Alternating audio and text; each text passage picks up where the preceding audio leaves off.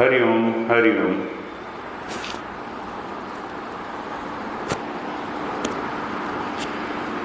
हरि ओम हरि ओम हरि ओम।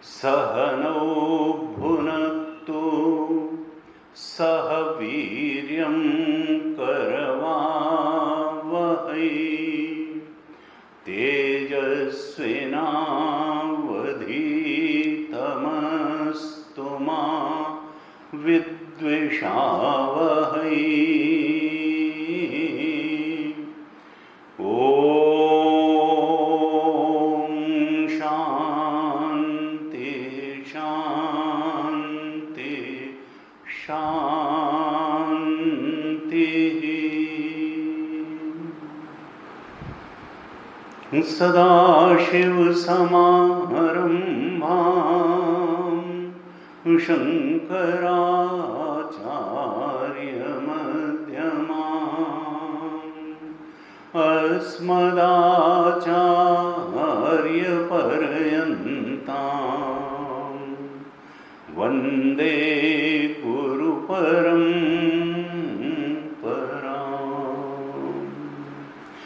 अज्ञानतिमिरान्धस्य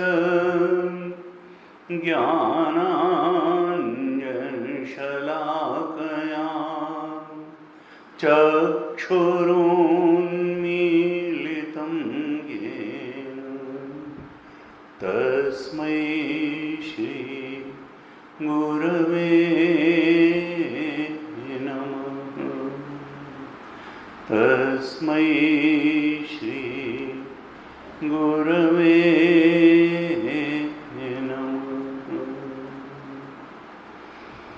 सच्चिदानन्दरूपाय विश्वोत्पत्त्यादिहेतवे तापत्रयविनाशाय श्रीकृष्णाय वयं नुमः। यं प्रव्रजन्तमनुपेतमपेतकृत्यं द्वैपायनो विरहकातर आजुहाव पुत्रेति तन्मयतया तरवोऽभिनेदुः तं सर्वभूतहृदयं मुनिमानतोऽस्मि।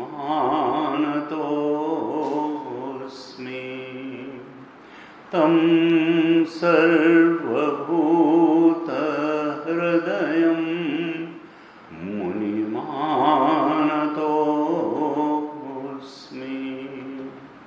नारायणं नमस्कृत्य नरं चैव नरोत्तमं देवीं सरस्वतीं व्यासं ततो जयमुदीरयेत्। कृष्णाय वासुदेवाय हरये परमात्मने प्रणतक्लेशनाशाय गोविन्दाय नमो नमः। प्रणतक्लेशनाशाय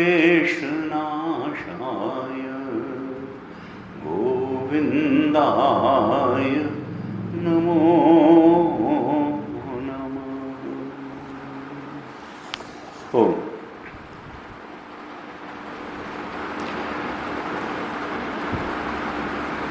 श्रीमद् भागवत महापुराण की कथा के क्रम में हम अभी पद्म पुराण में पाए जाने वाले श्रीमद् भागवत महापुराण के महात्म्य पर चर्चा कर रहे हैं। हम 3-4 अध्यायों पर हमने चर्चा की है और चौथे अध्याय के अंत तक हमने प्रवेश किया था महात्म्य के, और वहीं से हम चर्चा प्रारंभ करें।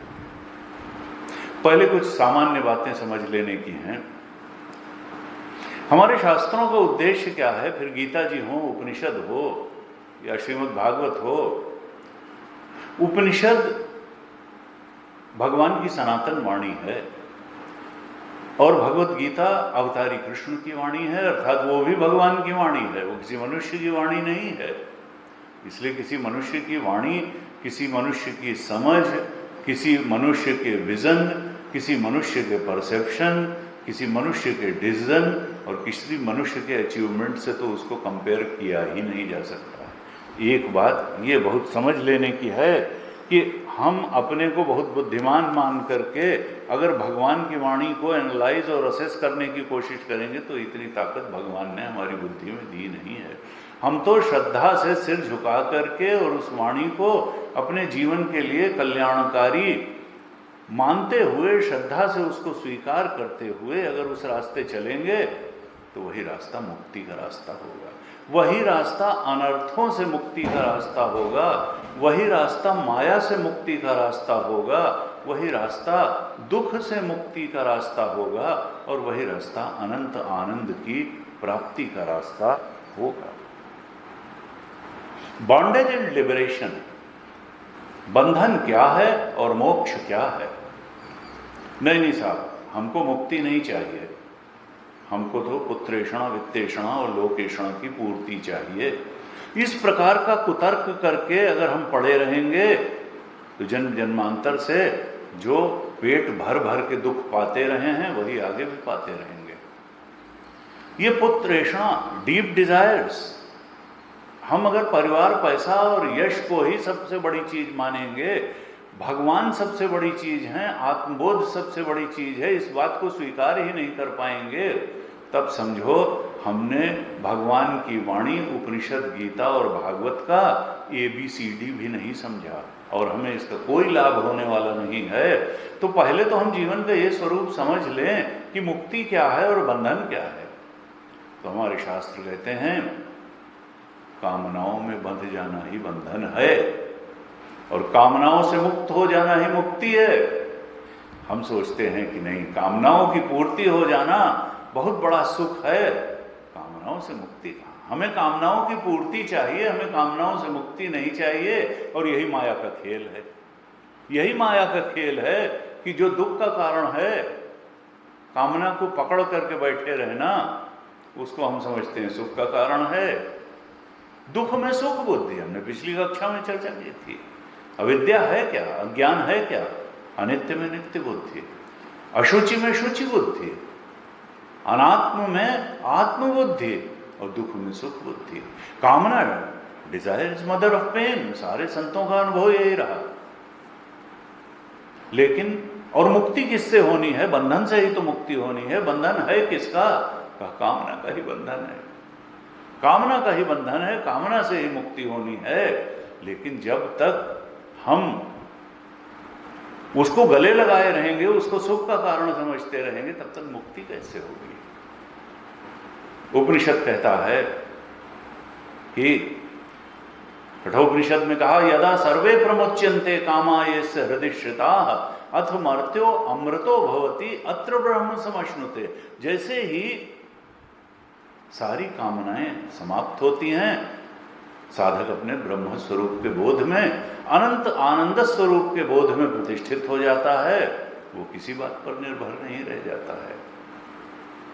गीता जी भी यही कहती है, प्रजहाति यदा कामान सर्वान् पार्थ मनोगतान आत्मन्येवात्मना तुष्टः स्थित प्रज्ञस्तदोच्यते एषा ब्राह्मी स्थिति पार्थ। ये कामना मुक्ति की स्थिति ही ब्राह्मी स्थिति है, ब्रह्मबोध की स्थिति है।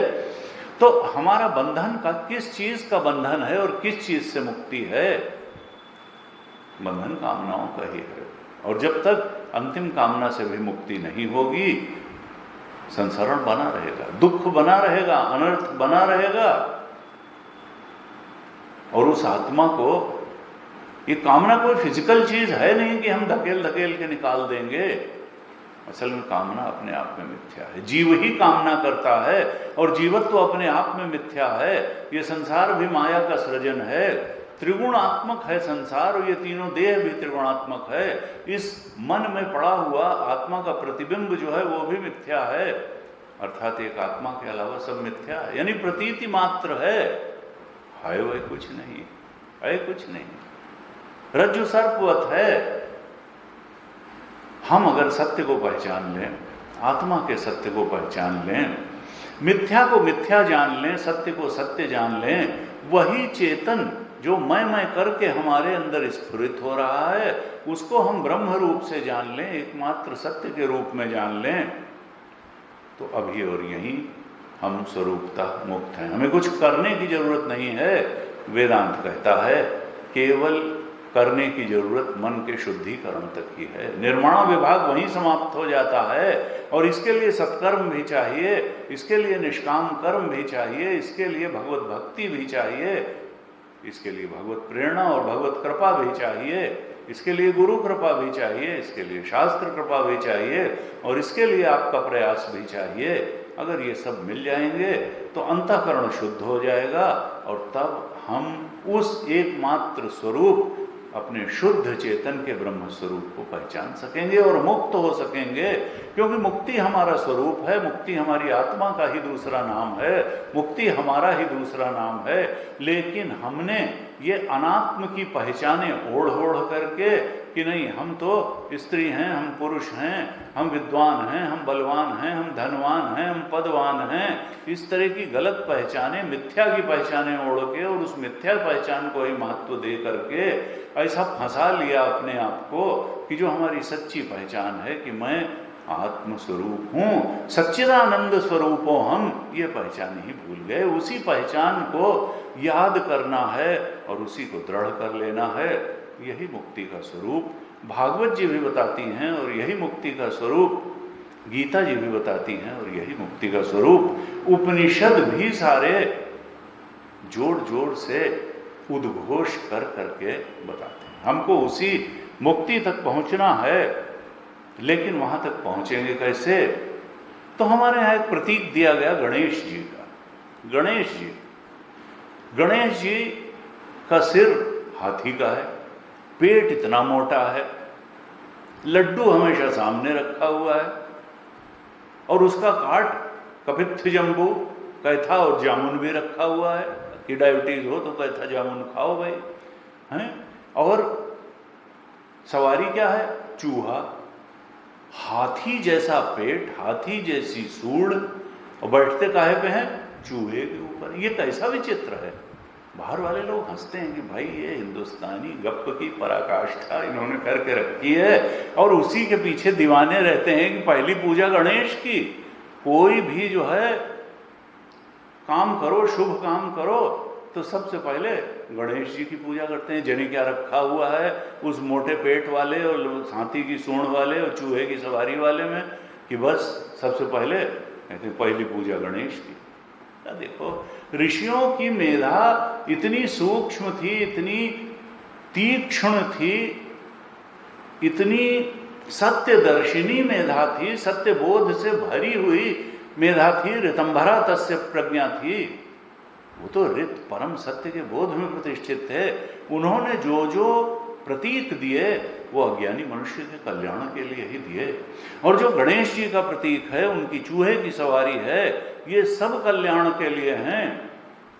लेकिन हमको थोड़ा समझने की जरूरत पड़ती है, और समझ करके जब बात को किया जाता है तो बात बहुत स्पष्ट रूप से मन में बैठ जाती है और हम पूरी श्रद्धा से उस रास्ते चल देते हैं। क्योंकि उसके पहले वो मान्यता रहती है, वो बोध नहीं रहता है। इसलिए बात को समझना बहुत आवश्यक है, अर्थबोध बहुत आवश्यक है। तो संतों ने कहा कि देखो, गणेश का अर्थ क्या है? पहली पूजा गणेश की क्यों?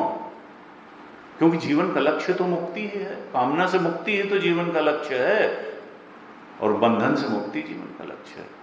कामना का बंधन है, कामना से मुक्ति ही मुक्ति है, और उसी के लिए गणेश जी की पूजा हमेशा होती है। गणानाम ईशः, ये इंद्रिय गणों का जो ईश है, चेतन, वही गणेश है। जो इंद्रियों का गुलाम है वो गणेश नहीं है। जो इंद्रियों को का ईश है, ईशन करने वाला है, शासन करने वाला है, इंद्रियां जिसके वश में है, मन जिसके वश में है, वो है गणेश। तो गणेश का प्रतीक क्या है कि कोई भी पूजा तभी सफल होगी जब तुम्हें इंद्रिय संयम होगा और जब तुम्हें मन संयम होगा। अगर इंद्रिय संयम नहीं है और मन संयम नहीं है तो आध्यात्मिक सफलता क्या, सांसारिक सफलता पाना भी मुश्किल हो जाएगा। तब तुम व्यसनी व्यभिचारी बन करके इधर उधर धक्के खाते हुए जिंदगी बिता दोगे। इसलिए थोड़े भी काम में सफलता और सर्वोच्च मुक्ति रूपी लक्ष्य में सफलता पाने के लिए भी गणेश को का अनुकरण करना और उनका स्मरण किए रहना कि इंद्रिय संयम और मन संयम बहुत आवश्यक है। ये हमको ध्यान ही रखना चाहिए। गीता जी ने कहा कि साधक का सबसे पहला कर्तव्य क्या है? कहा तस्मात् त्वम इंद्रियाण्यादौ नियम्य भरतर्षभ। हे अर्जुन, सबसे पहले साधक को अपनी इंद्रियों का नियमन करना चाहिए। आंख वो देखे जिससे अंतःकरण सात्विक बनता हो, कान वो सुने जिससे अंतःकरण सात्विक बनता हो, जिह्वा वो बोले जिससे अंतःकरण सात्विक बनता हो, और मन उसका चिंतन करे जिससे अंतःकरण सात्विक बनता हो, जिससे परमात्मा, आत्मा, परम सत्य की तरफ बढ़ना होता हो। ऐसा दर्शन हो, ऐसा श्रवण हो, ऐसा प्रवचन हो और ऐसा चिंतन मनन हो, तब ये इंद्रियां साधना में सहायक बन जाएंगी। तस्मात् त्वम इंद्रियाणि आदौ नियम्य भरतर्षभ। और भगवान ने गीता में कहा वशे ही यस्य इंद्रियाणि तस्य प्रज्ञा प्रतिष्ठिता। जिसकी इंद्रियां वश में हैं, समझो उसकी प्रज्ञा प्रतिष्ठित है, वो तो मुक्ति ही है, वो तो आत्मबोध में परिनिष्ठित ही है। जिसकी इंद्रियां आत्मोन्मुखी चिंतन में लगी हैं, परमात्मोन्मुखी चिंतन में लगी हैं, भगवदोन्मुखी, ईश्वरोन्मुखी चिंतन में लगी हैं, जिसका मन समर्पित है, बुद्धि समर्पित है, इंद्रियां समर्पित हैं भगवान को, भगवत चिंतन को, वो तो मुक्ति ही है। भगवान ने कहा 12वें अध्याय में, मय्येव मन आधत्सु मयि बुद्धिम निवेशय निवसिष्यसि मय्येव अथ ऊर्ध्वं न संशय। तुम अर्जुन मन और बुद्धि मुझे समर्पित करो, फिर तुम संसार में नहीं रहोगे, तुम कामनाओं में नहीं रहोगे, वासनाओं में नहीं रहोगे, तुम मुझ परमात्मा की शांति और सुख में रहोगे। लेकिन मन, बुद्धि, इंद्रियां मुझे अर्पित करो। तो हमको ये ध्यान रखना है कि गणेश का मतलब क्या है? गणानाम ईशः। मन और इंद्रियों को संचालित करने वाली जो शक्ति है वही है गणेश। और ये संचालन की क्षमता आएगी कहाँ? ये इंद्रिय और मन संयम की क्षमता कैसे आएगी? ये आत्मज्ञान की क्षमता आएगी कैसे? क्योंकि ज्ञान के प्रतीक भी हैं, संयम के भी प्रतीक हैं भगवान गणेश, और ज्ञान के भी प्रतीक हैं। और बैठते हैं चूहे पे। चूहा किस चीज का प्रतीक है? कहा देखो, चूहा कभी खाली नहीं बैठता है। He is busy 24 hour. जब तक जागेगा, जब तक वो कुछ नहीं तो तार काट देगा, कुछ नहीं तो कपड़ा काट देगा, कुछ नहीं ये कुतरेगा वो कुतरेगा। यानी उद्यमशीलता का प्रतीक है चूहा। चूहा जो है, चूहे से ज्यादा उद्यमशील प्राणी शायद ही कोई हो।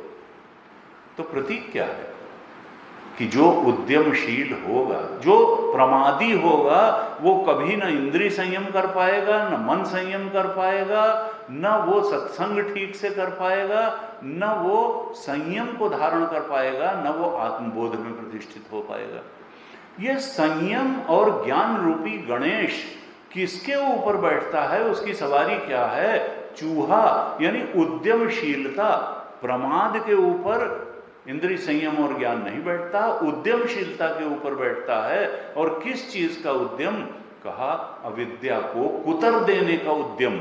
जो अज्ञान में जीव जन्म जन्मांतर से पड़ा हुआ है, वो जब अविद्या को कुतर देने में, कुतर करके खत्म कर देने में 24 घंटे प्रयत्नशील हो जाता है, तभी उस उद्यमशील चित्त पर अज्ञान को काटने में बिल्कुल निष्ठा से लगे हुए उद्यमशील चित्त रूपी चूहे पर ही संयम और ज्ञान रूपी गणेश सवारी करता है।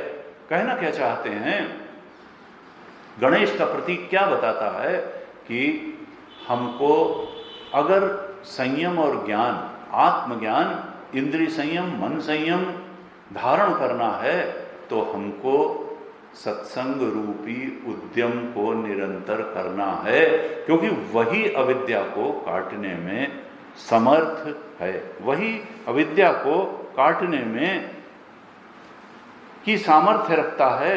इसलिए सत्संग में प्रमाद नहीं करना चाहिए। हमको गणेश को हृदय में धारण करने के लिए चूहे की सवारी देनी ही पड़ेगी। सत्संग के प्रति उद्यमशीलता ही अज्ञान को काटेगी, कुतर के नष्ट कर देगी चूहे की तरीके से। उसी पर संयम और ज्ञान रूपी गणेश आकर के विराजमान हो जाएंगे। इतना बड़ा प्रतीक है ये गणेश जी और उनके चूहे की सवारी। हम पिछली कक्षा में चौथे अध्याय के अंतिम श्लोकों पर चर्चा कर रहे थे। ये आत्मदेव की कथा सनकादि ऋषि सुना रहे हैं, ये बताने के लिए कि ये भागवत महापुराण की महिमा क्या है। क्योंकि बिना महिमा के मंदोपि न प्रवर्तते। प्रयोजन तो मालूम हो कि महिमा ज्ञान के बिना प्रवृत्ति कैसे होगी, कि महिमा क्या है, क्या देगा भागवत का श्रवण, क्या देगा भागवत का मनन, क्या देगा। भागवत के ज्ञान पर हम मेडिटेट करेंगे तो उससे मिलेगा क्या। तो महात्म्य का वर्णन करते हुए, महिमा का वर्णन करते हुए सनकादि ऋषि ने एक नगर का वर्णन किया, तुंगभद्रा के किनारे है। उसमें आत्मदेव और धुंधुली पति पत्नी रहते हैं। धुंधुली जैसे कहा स्ववाक्य स्थापिका क्रूरा नित्यम, स्ववाक्य स्थापिका नित्यम सुंदरी सुकुलोद्भवा लोकवार्ता रता क्रूरा प्रायशः बहुजल्पिका शूरा च ग्रह कृत्येषु कृपणा कलह प्रिया। और आत्मदेव कैसे थे? सर्व वेद विशारदा लेकिन भिक्षुको वित्तवान लोके। बहुत पैसा था लेकिन खर्च नहीं करते थे, कृपण थे। जब पुत्र नहीं हुआ, अवस्था बड़ी हो गई, धर्म कार्य पहले तो अर्थ और काम में ही जीवन निकाल दिया। ऐसा लगा दो ही पुरुषार्थ हैं मनुष्य के लिए। फिर अवस्था ढलने के बाद जब पुत्र नहीं हुआ, पुत्री भी नहीं हुई, संतानहीन घर काटने दौड़ने लगा, तब कुछ धार्मिक कार्य किए, तीसरे पुरुषार्थ तक आए, लेकिन मोक्ष की बात तब भी समझ में नहीं आई। चौथा आश्रम सन्यास की बात समझ में नहीं आई। एक सन्यासी मिले और उन्होंने कहा भाई 7 महीने 7 जन्मों तक जो है तुम्हारे पुत्र नहीं है, और पुत्र नहीं परमात्मा के चक्कर में पड़ो। पुत्र मिल भी जाएगा। कितने लोगों के पुत्र हैं, तो पुत्र क्या मुक्त कर दिया पुत्र ने किसी को? तुम तो भजन करो। ये मुंच अज्ञान प्रजा रूपम, तुम ये पुत्र प्राप्ति रूपी, पुत्रेषणा वित्तेषणा लोकेषणा रूपी जो डीप डिजायर्स हैं, कामना पूर्ति रूपी अज्ञान से अपने को मुक्त करो। ये अज्ञान के कारण ऐसी इच्छाएं होती हैं, इन कामनाओं से मुक्ति करो और परमात्मा का भजन करो। मुंच अद्य कुटुंबाशाम संन्यासे सर्वथा सुखम। लेकिन बात समझ में नहीं आई। कई बार क्या होता है कि जीवन में उपदेश से बात समझ में नहीं आती है, और जब बात उपदेश से समझ में नहीं आती तब ये सृष्टि में ऐसी व्यवस्था है कि परमात्मा डंडे से बात समझाता है। परिस्थिति रूप जब डंडा पड़ता है तो वो बातें भी समझ में आ जाती हैं जो उपदेश से समझ में नहीं आती हैं, और आत्मदेव की कथा यही बताती है। जब सन्यासी ने समझाने की कोशिश की कि मुंच अज्ञानम प्रजारूपम, ये जो तुम कामनाओं के चक्कर में पड़े हो पुत्रेषणा के, इसको छोड़ो, ये अज्ञान है, अज्ञान का त्याग करो। ज्ञान हमेशा सुखदायी होता है, अज्ञान आज तक किसी के सुख का कारण नहीं हुआ। और ये जो संतान की इतनी बड़ी इच्छा लेके तुम बैठे हो, इसको छोड़ो, तुम तो परमात्मा की इच्छा करो, सत्य की इच्छा करो। असत्य में कहाँ जो है तुम कामना कर करके उलझे हुए हो। ये असत अनात्म की इच्छा छोड़ो, सत्य परमात्मा की शरण पकड़ो। लेकिन आत्मदेव को उपदेश से बात समझ में नहीं आई। उसने उल्टा उपदेश दे दिया सन्यासी को कि गृहस्थ सरसो लोके पुत्र पौत्र समन्विता। अरे सरस तो गृहस्थ है, पुत्र पौत्र वाला, और सन्यासा शुष्क वही पुत्र आदि सुखहीनोयम, जो पुत्र आदि के सुख से रहित सन्यास है वो तो शुष्क है, नीरस है। कई बार लोग ज्ञान के बारे में यही कहते हैं, और उपनिषद कहता है रसो वैसा, आत्मा रसपूर्ण है। लेकिन जो चलताऊ कथाकार हैं या कहें नामी कथाकार हैं, वो ऐसी भ्रांति फैलाने की कोशिश करते हैं कि ज्ञान शुष्क होता है, नीरस। ज्ञान से ज्यादा प्रकाशित करने वाला और आनंदित करने वाला कुछ भी नहीं है। ज्ञान कोई शुष्क पुष्क नहीं है, ज्ञान ही तो है। अज्ञान का रास्ता कभी ठीक नहीं है, ये हम अपनी सामान्य बुद्धि से भी जानते हैं। ज्ञान का ही रास्ता ठीक होता है। अज्ञानी तो भटकता है और ज्ञानी मुक्त होता है। उपनिषद कहता है ऋते ज्ञानात् न मुक्ति, ज्ञान के बिना मुक्ति नहीं है। आत्मदेव को सन्यासी के उपदेश से बात समझ में नहीं आई, फिर भी उसने अपने तपोबल का उपयोग करके फल दिया कि पत्नी को खिला देना। लेकिन पत्नी तो स्ववाक्य स्थापिका, क्रूरा थी, बहुजल्पिका थी, कृपणा थी, कलहप्रिया थी, उसने तो फल खाया ही नहीं और गाय को खिला दिया, और स्वयं अपनी बहन के बच्चे को अपना बच्चा बता करके ढिंढोरा पीट दिया कि हाँ हमारे यहाँ पुत्र हो गया। और संत की बात न मानने के कारण, बल्कि संत का टेस्ट लेने के कारण, उसकी बहन ने कहा जरा टेस्ट भी तो ले लें कि ये फल पुत्र प्राप्ति करा भी सकता है कि नहीं, और गाय को खिला दिया। और गाय के गर्भ से गोकर्ण जैसा पंडित और ज्ञानी उत्पन्न हुआ। उस ऋषि के प्रसाद के प्रताप से गोकर्ण तो महाज्ञानी हुआ और वो महादुष्ट हुआ जो बहन का लड़का उसका था, धुंधुकारी। और जब उसने अत्याचार की पराकाष्ठा कर दी, माता पिता को मार पीट करके सब संपत्ति नष्ट कर दी, तब आत्मदेव फिर मरण ही उनको एकमात्र उपाय सूझा और सोचा कि अब ये प्राण रखने लायक नहीं है, इससे तो इसकी मां बांझ रहती तो अच्छा था, और अब मैं करूं क्या। उनको कुछ समझ में नहीं आ रहा था। करीब करीब प्राण त्याग करने का मन बना चुके थे, और उसी समय फिर एक दूसरे गुरु का आगमन हुआ कि गोकर्ण रूप पुत्र ही सन्यासी की जगह गुरु बन करके आया, और उसने भी बिल्कुल वही बात कही जो इसी अध्याय के 34वें श्लोक में सन्यासी ने कही थी कि मुंच अज्ञानम प्रजारूपम। इसी अध्याय के 76 श्लोक में गोकर्ण ने भी बिल्कुल वही बात कही अपने पिता से कि मुंच अज्ञानम प्रजारूपम। लेकिन ये जो प्रजा रूप अज्ञान है, ये जो तुम पुत्रेषणा रूपी कामना को पकड़ के बैठे हो, इसको छोड़ दो। यानी कामना छोड़ना ही मुक्ति का रास्ता। मुंच अज्ञान, सेम वही प्रीचिंग, वही टीचिंग जो सन्यासी ने दी थी, वही गोकर्ण ने दी 76वें श्लोक में कि मुंच अज्ञानम प्रजारूपम मोहतः नरके गति।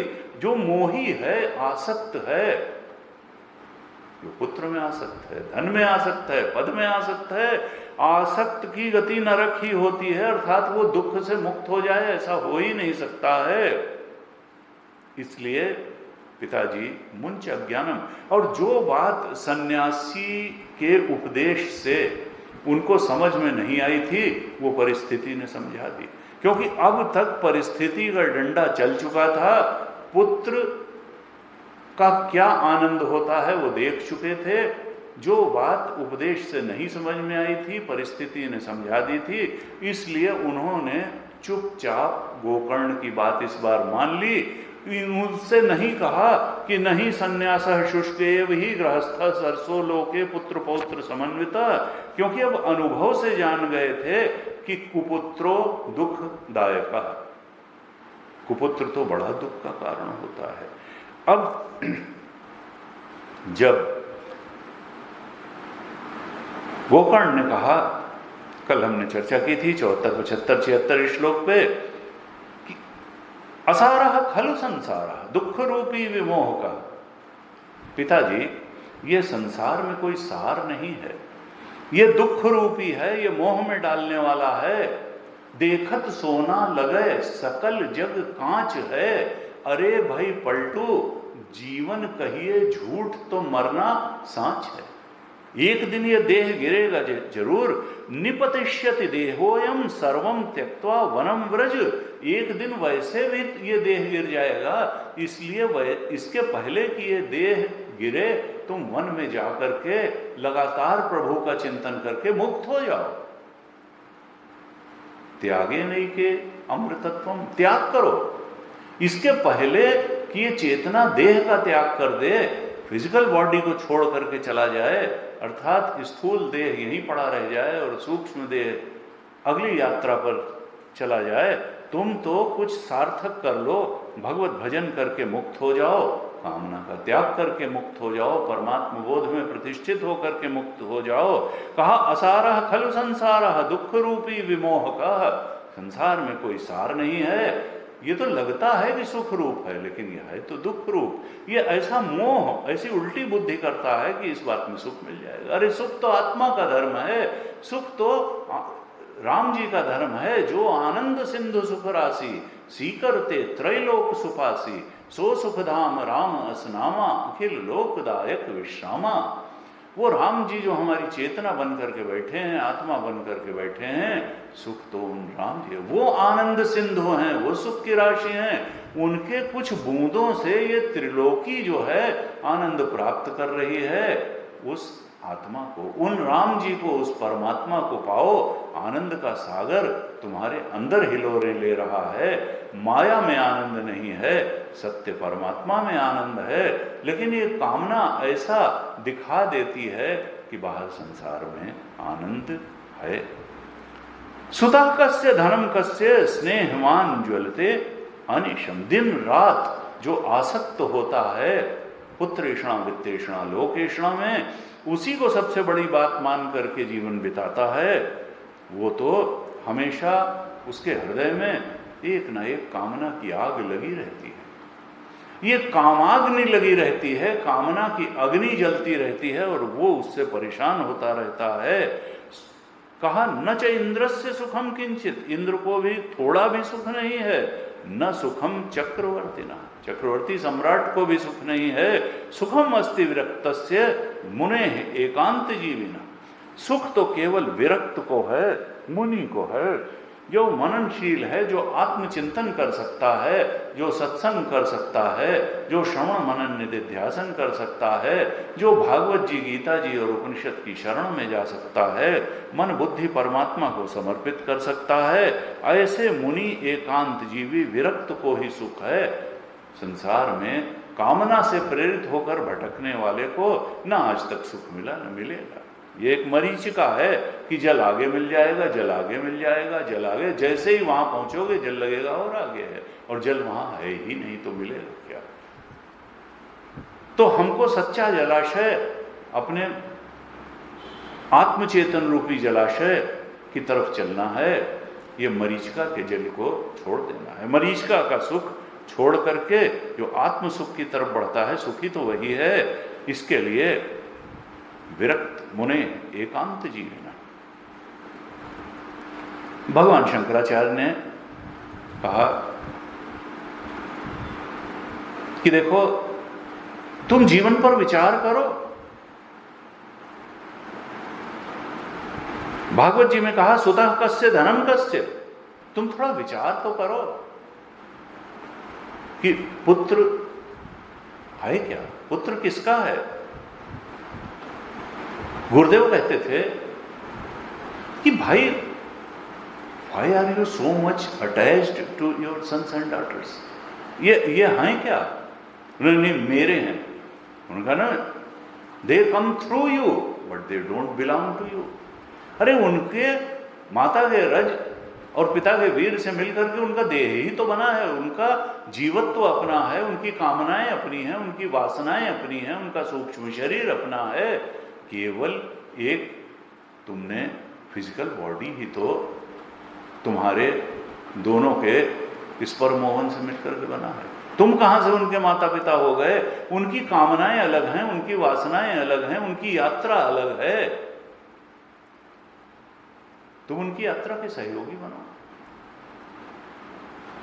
दे come through you but they don't belong to you. ये मैं की बुद्धि और मेरे की बुद्धि कहां करके बैठे हो? Even this body hardly belongs to you and sons and daughters body also hardly belongs to you. जीव की अपनी यात्रा है, वो अपनी कामनाओं को पूरी करने के लिए आया है और वो करेगा। इसीलिए झगड़े होते हैं घरों में। पत्नी की काम, वो अलग जीव है, पुत्र अलग जीव है, पुत्री अलग जीव है, पत्नी अलग जीव है। वो जीव अपनी कामनाओं की पूर्ति के लिए आया है। हाँ, दबाव में और शालीनता में वो तुम्हारी कामनाओं की भी पूर्ति में थोड़ा सहयोगी बनेगा, लेकिन उसका असली उद्देश्य अपनी कामनाओं की पूर्ति करना है जीव का, तुम्हारी कामनाओं की पूर्ति करना नहीं है। और कामना, कौन सी कामना पूर्ति करना वाजिब है और कौन सी गैर वाजिब कामनाएं हैं, ये अगर विचार करोगे तो शास्त्र कहता है वाजिब कामना केवल एक है, वो है आत्मबोध में जाग जाना, अपने आत्मा के सच्चे स्वरूप में जाग जाना, अपने आईनेस की रियलिटी को पहचान लेना, संसार की रियलिटी को पहचान लेना और भगवान की रियलिटी को पहचान लेना। और इन तीनों की रियलिटी एक ही है, वो है सच्चिदानंद। वही ट्रुथ है, वही कॉन्शियसनेस है, वही ब्लिस है। सत्यम ज्ञानम अनंतम ब्रह्म, इन्फिनिटी।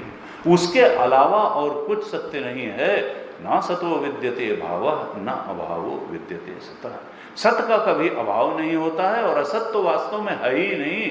अज्ञानी जीव की दृष्टि में देह भी सत्य है, अनेक देह सत्य हैं और संसार की अनेकता भी सत्य है। लेकिन कठोपनिषद ने कहा मृत्योः समृत्युम गच्छति यह नाना एव पश्यति।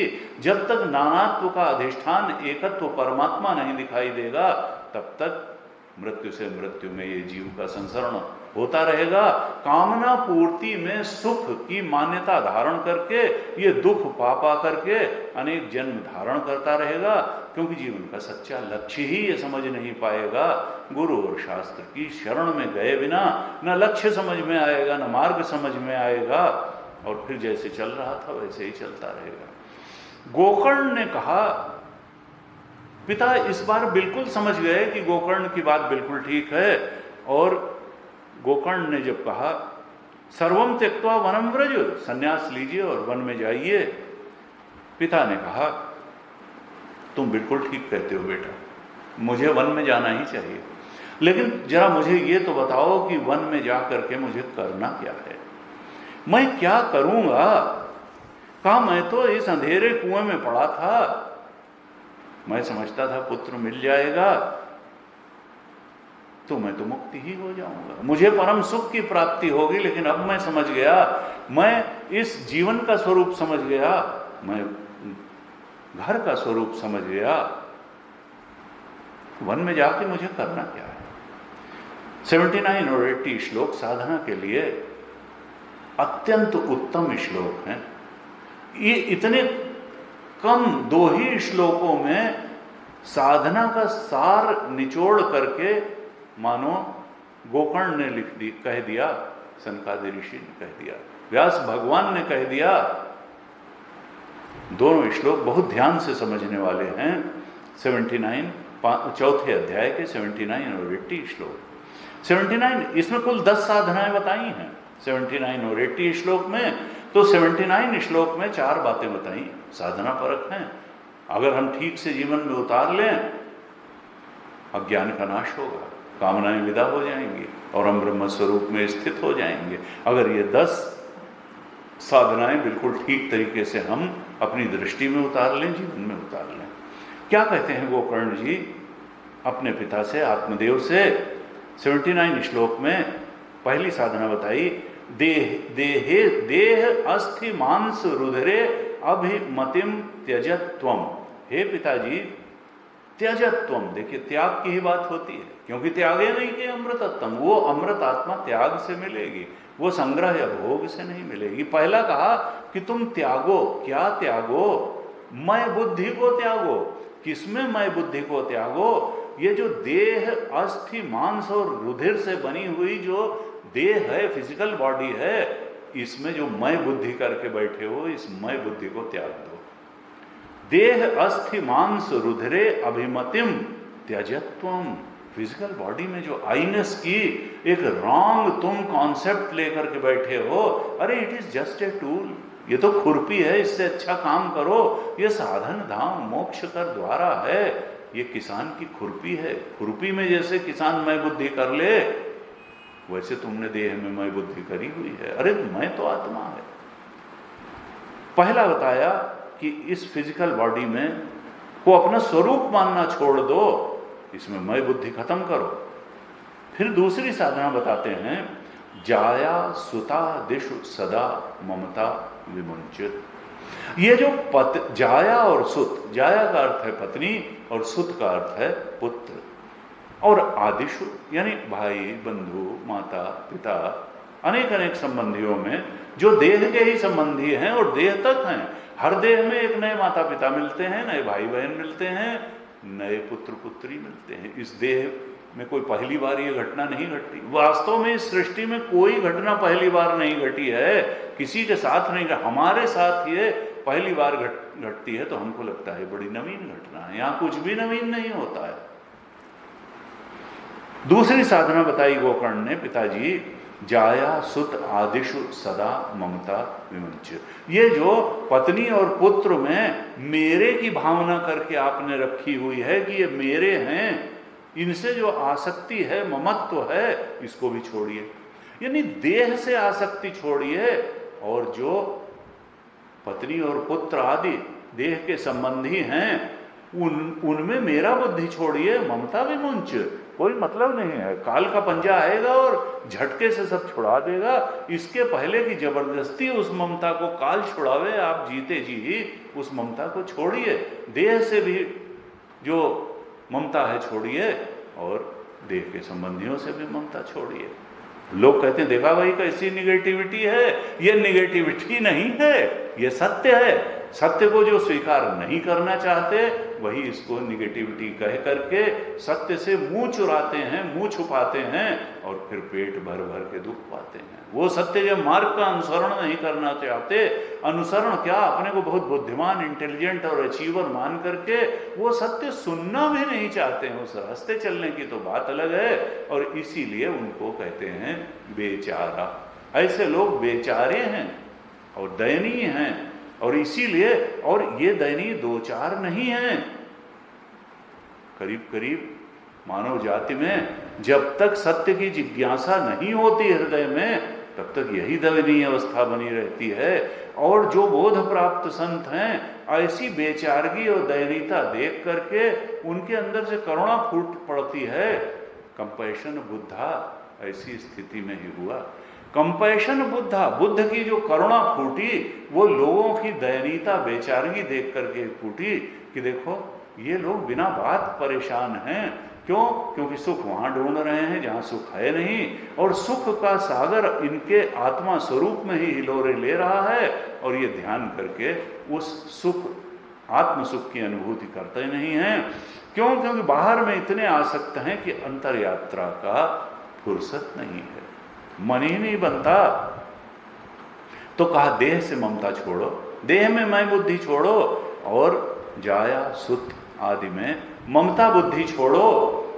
और फिर तीसरी साधना बताई, पश्य अनिशम जगत इदम क्षण भंग निष्ठम। पश्य अनिशम, दिन रात इस बात को ध्यान में रखो, यह देखते रहो दिन रात कि यह संसार क्षणभंगुर है। अभी ऐसा दिख रहा है, देखते देखते बदल जाएगा। यह देहरादून 200 साल पहले नहीं था, हमारा सत्संग हाल 25 साल पहले नहीं था, हमारा ये देह 60-65 साल पहले नहीं था, और आगे भी नहीं रहने वाला है। हमारी गाड़ी 5-7 साल पहले नहीं थी, और 5-7 साल बाद नहीं रह जाएगी, कंडम हो जाएगी। जो चीज़ पैदा होती है उसका नष्ट होना बिल्कुल। और ये धरती भी पैदा हुई इसलिए नष्ट होगी, ये सूरज भी पैदा हुआ इससे नष्ट होगा। सूरज मरी हैं, तारा मरी हैं, मरे वैद्य रोगी, साधो ये मुर्दों का गांव, साधो ये मुर्दों का गांव। जो चीज उत्पन्न होती है वो नष्ट जरूर होती है, जिसका जन्म हुआ है उसका मरण नाश अवश्य होगा। इसलिए पश्य अनिशम जगत इदम क्षण भंग निष्ठम, इस जगत को तुम नाशवान जानो, अभी है और अभी नहीं रह जाएगा।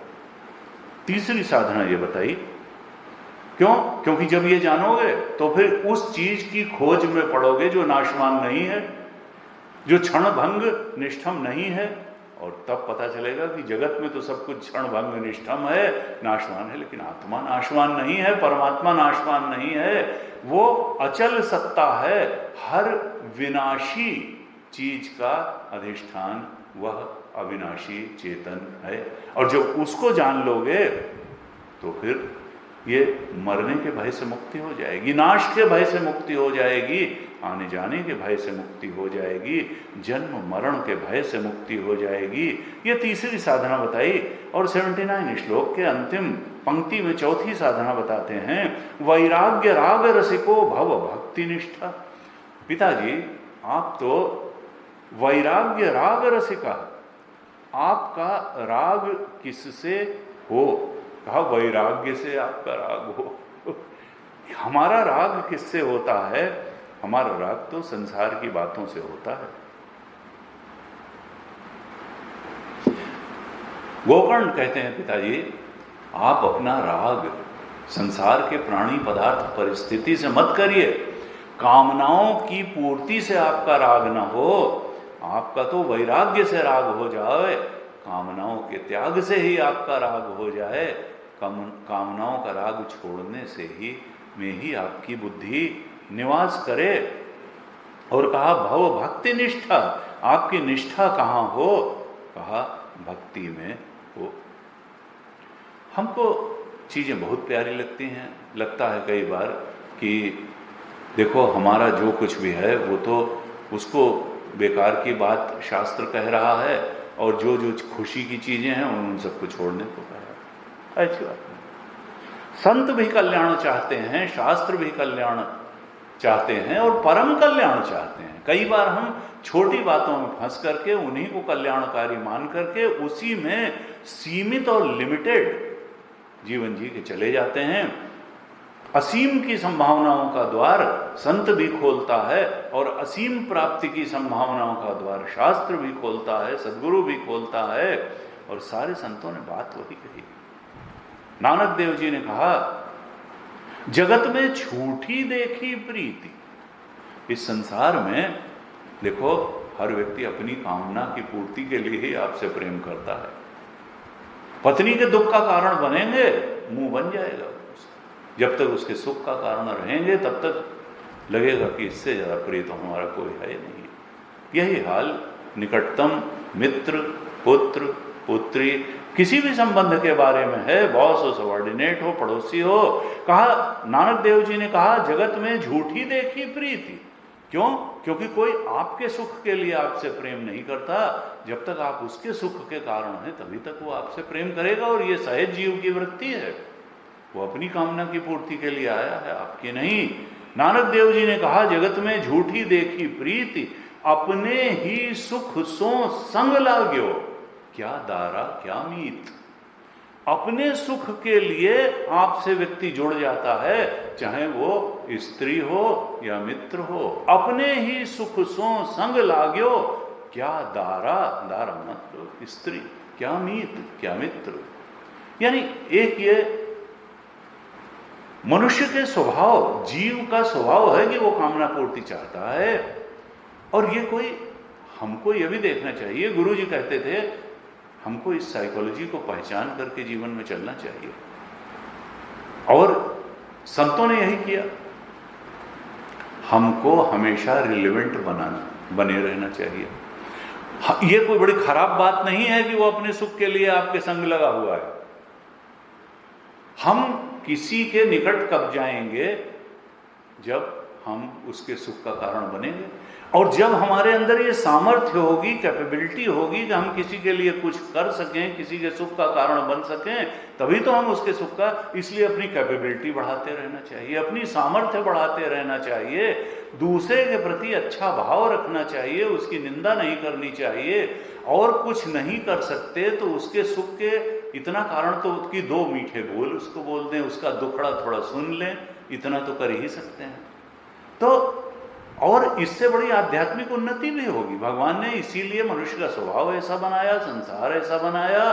कबीर ने कहा, 4 वेद 6 शास्त्र में बात मिली है दोए, सुख दीने सुख होत है, दुख दीने दुख होए। इसलिए ठीक है, ये बात अपनी जगह ठीक है कि सब अपने सुख के लिए ही हमारे साथ संबंध रखते हैं, लेकिन हमारा अंतःकरण शुद्ध हो जाएगा अगर हम दूसरे के सुख का कारण बनेंगे। हम दूसरे को, भगवान हमारे सुख के लिए सब कुछ देंगे अगर हम इस जगत रूप परमात्मा के सुख का कारण बनेंगे।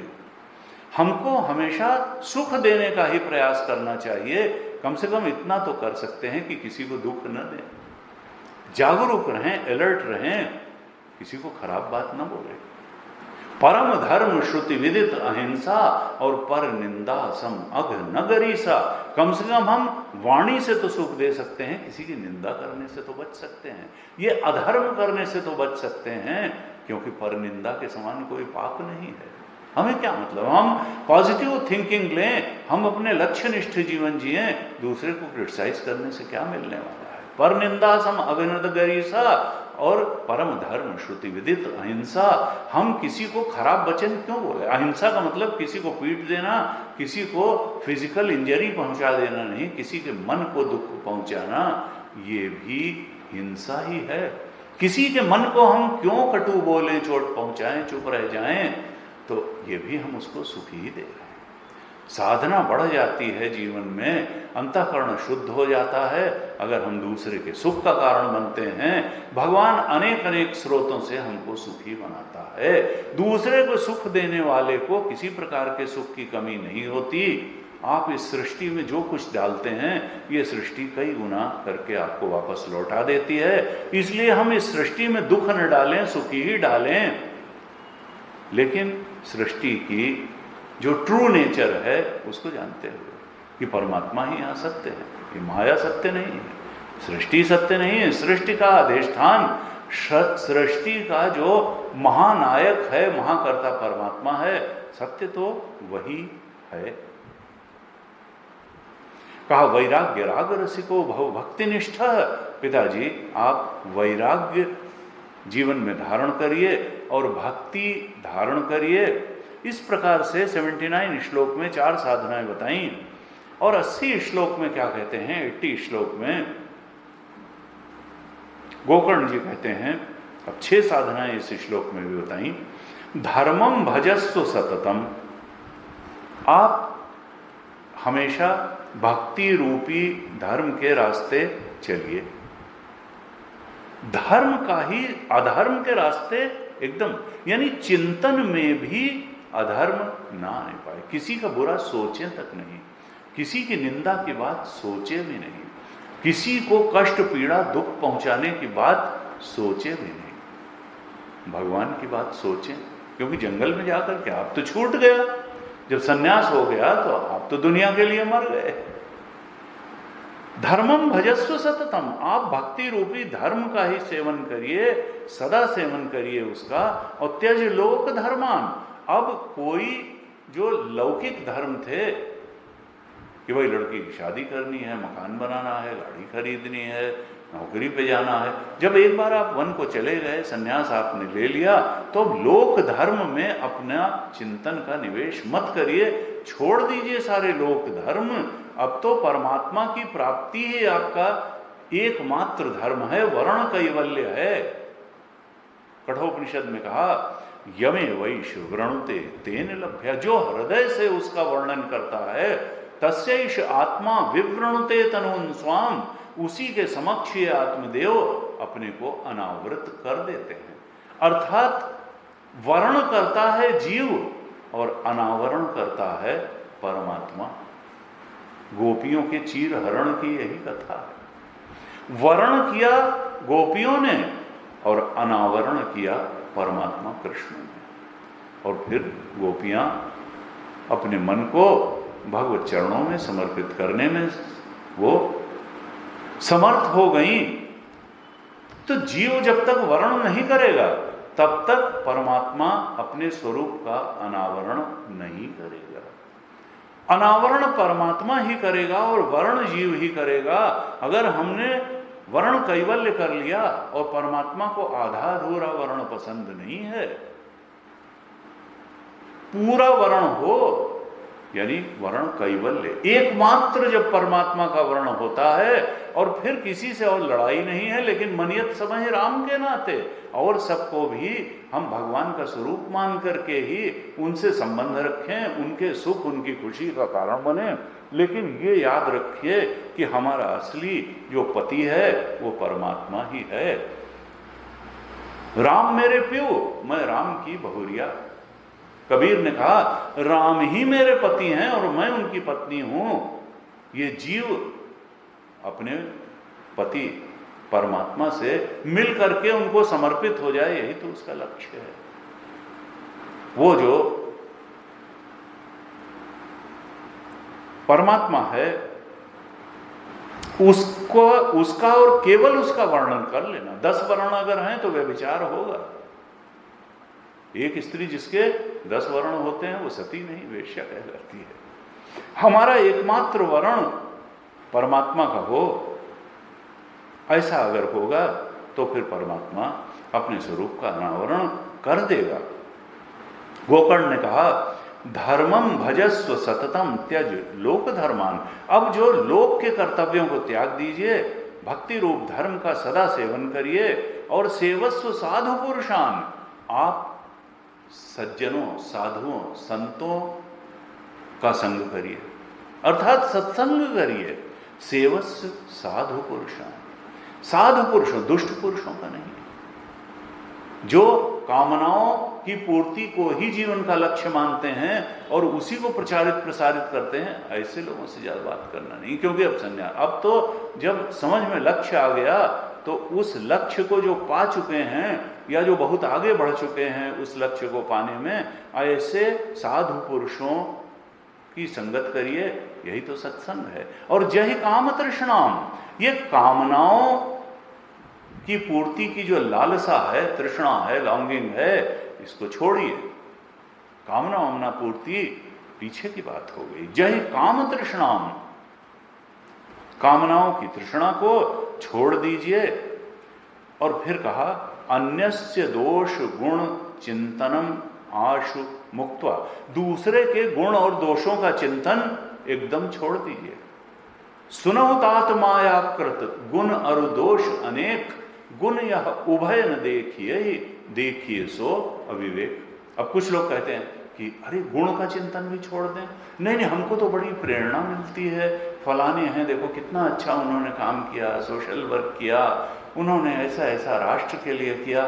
नहीं नहीं, गुण का चिंतन हम कैसे छोड़ देंगे? हाँ, दोष का चिंतन तो समझ में आता है। नहीं नहीं, देखिए ये गुण और दोष दोनों माया की ही उत्पत्ति हैं, और माया से पार जाने के लिए गुणी हैं तो भगवान हैं, सत्य हैं तो भगवान हैं। ये जो द्वंद्व है, द्वैत है, ये माया में ही होता है। ये अच्छा है, ये बुरा है, ये अपना है, ये पराया है, ये यहां है, ये वहां है, ये अब है, ये तब है। ये जो भी विपरीतताएं हैं, द्वंद्व हैं, ये सब माया में है, और हमको माया के पार जाना है। परमेश्वर माया के पार है, इसलिए हमको केवल दोष चिंतन से ही मुक्त नहीं होना है, गुण चिंतन से भी मुक्त होना है। हमको संसार चिंतन से ही मुक्त होना है। हमको परमात्म चिंतन को धारण करने के लिए ये मायाकृत गुण और दोष चिंतन से परे जाना है। तुलसीदास जी बहुत स्पष्ट लिख दिया कि ये गुण और दोष दोनों मायाकृत हैं। सुना होता तो मायाकृत गुण और दोष अनेक। गुण यह, असली गुण क्या है, उभय न देखिए। किसी में क्या गुण देखें और क्या हमारी वासनाओं के अनुसार अगर कोई काम कर देगा तो हमको लगेगा बड़ा सद्गुणी है, और नहीं तो लगेगा दुर्गुणी है। यद्यपि ये है कि परमात्मा का रास्ता सद्गुणी से ही हो करके जाता है, और इसीलिए गीता जी के 16वें अध्याय में दैवी सद्गुणों का वर्णन किया गया कि आसुरी दुर्गुण हमारे जीवन से दूर जाएं और दैवी सद्गुण आए। तुलसीदास जी ने लिखा कि वैसे तो गुण और दोष दोनों मायाकृत हैं, लेकिन उन्होंने 2-3 जगह रामायण में संतों और असंतों के लक्षण बताए और कहा कि क्यों बता रहा हूं, वैसे हैं तो माया के ही, ये गुण और दोष माया के हैं। सतोगुण भी अंत में माया का ही गुण है, और रजोगुण भी माया का गुण है, और तमोगुण भी। लेकिन सतोगुण मुक्त करा देता है, और रजोगुण और तमोगुण बांध लेते हैं। तो सतोगुण को गुण कहा जाता है सामान्य रूप में, और रजोगुण तमोगुण जो है ये असुरी संपद में ले जाते हैं, और सतोगुण मुक्ति कराता है, दैवी सद्गुण में ले जाता है। तुलसीदास जी ने कहा सुनहु तात मायाकृत गुण और दोष नहीं। और फिर कहा कि मैंने संत और असंत के लक्षण क्यों बताए, क्योंकि अगर मैं ये लिस्ट नहीं दूंगा कि ये अपनाने योग्य बातें हैं और ये त्यागने योग्य बातें हैं, तो फिर साधना का मार्ग कैसे निर्धारित होगा। कहा मैंने इसलिए संत और असंत के गुण बता दिए हैं। ताते कछु गुण दोष बखाने कि संग्रह त्याग न बिनु पहचाने। जब तक हम जानेंगे ही नहीं कि किन सद्गुणों को धारण करना है और किन दुर्गुणों को जीवन से निकाल करके बाहर फेंक देना है, तब तक हम संग्रह किन गुणों का करेंगे और त्याग किन दुर्गुणों का करेंगे। इसलिए मैंने ये संत असंत के गुण वैसे तो दोनों ही मायाकृत हैं। ताते कछु गुण दोष बखाने संग्रह त्याग न बिनु पहचाने। तो हमको सतो गुणी बनाते हुए अंतःकरण को साधना में आगे बढ़ना है, लेकिन हमको दूसरे के गुण और दोष के चिंतन में नहीं पड़ना है। वो बहुत गुणी भी है तो हमको क्या मिलेगा, और वो बहुत दोषों से भरा हुआ है तो हमारा क्या ले लेगा। हमको अपने दोषों को निकालना है और अपने अंदर सात्विक बातें लानी हैं।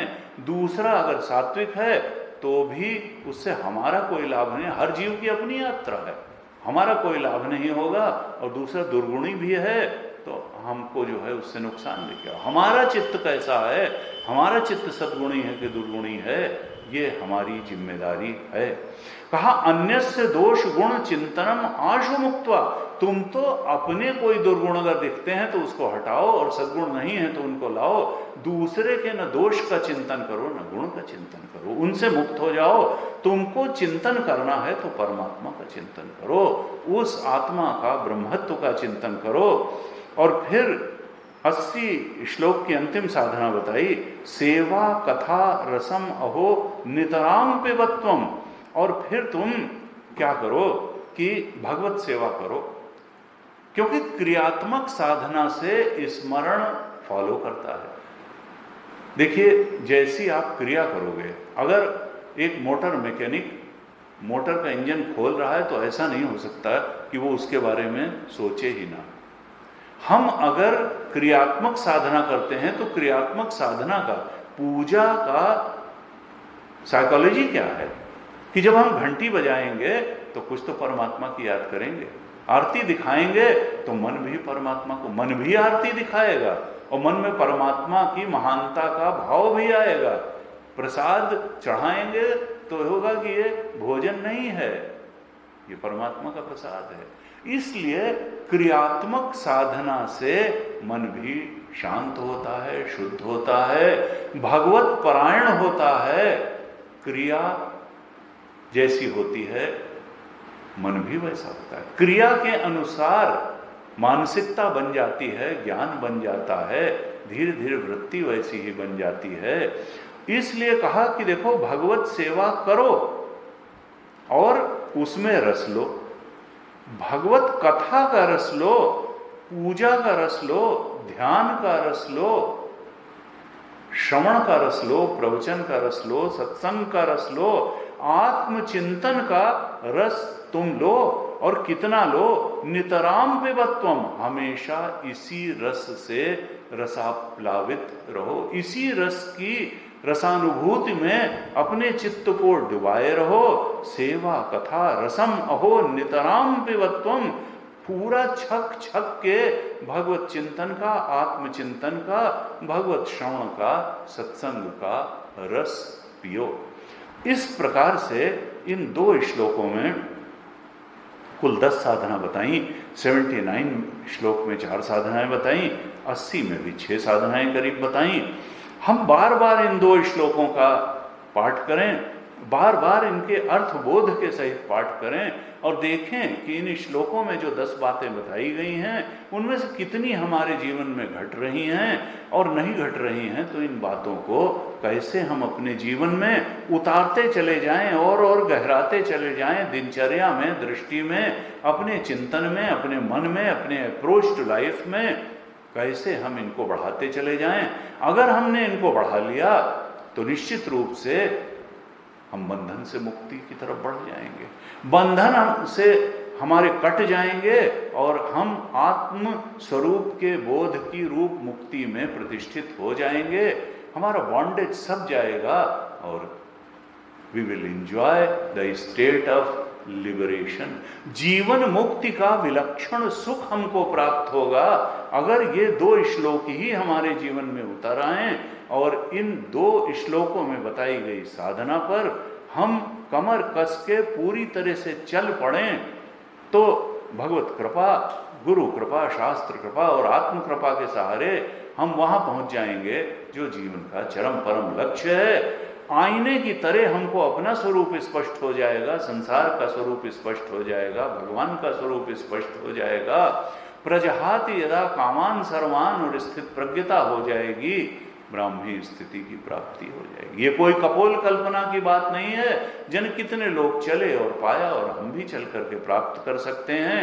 हमको अपनी सामर्थ्य में श्रद्धा होनी चाहिए, हमको भगवत कृपा में श्रद्धा होनी चाहिए, हमको गुरु कृपा में श्रद्धा होनी चाहिए और हमको शास्त्र कृपा में भी श्रद्धा होनी चाहिए। ऐसे श्रद्धावान हो करके, तत्पर हो करके, इंद्रिय संयम, मन संयम के साथ अगर हम इन साधनाओं को अपने जीवन में उतारेंगे तो निश्चित रूप से जैसे आत्मदेव की मुक्ति हो गई ऐसे हमारी भी मुक्ति हो जाएगी। इसी प्रभु से प्रार्थना के साथ कि हम सब पर प्रभु की कृपा उतरे और हम सब लोग उस चरम परम लक्ष्य की तरफ तेजी से आगे बढ़ें। आज कथा को यहीं विराम देते हैं। अब मंगलवार को भगवत गीता की कक्षा के लिए, सत्संग के लिए हम लोग फिर मिलेंगे। सबका बहुत बहुत धन्यवाद। ओम पूर्णमदः पूर्णमिदं पूर्णात् पूर्णमुदच्यते पूर्णस्य पूर्णमादाय पूर्णमेवावशिष्यते। ओम शांति शांति शांति। हरि ओम। श्री गुरुभ्यो नमः। हरि ओम।